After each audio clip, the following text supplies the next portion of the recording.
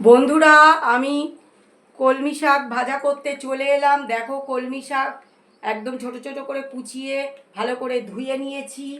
তো এইবারে আমি ফরচুন কারচিঘানি সর্ষের তেল দিয়ে দিচ্ছি বন্ধুরা।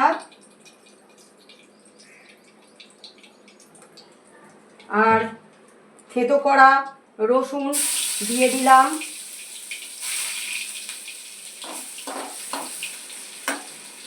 ছোট ছোট করে পেঁয়াজ কেটেছি, সেটা দিয়ে দিলাম। কাঁচা লঙ্কা চেরা 4টে দিয়ে দিলাম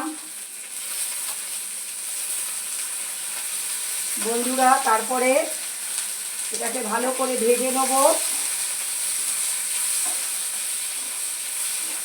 ভালো করে লাল লাল করে ভেজে নেব। নিয়ে শাকটা দিয়ে দেবো, তারপরে নুন দেবো, চিনি দেবো, তারপরে নামিয়ে দেবো ভেজে।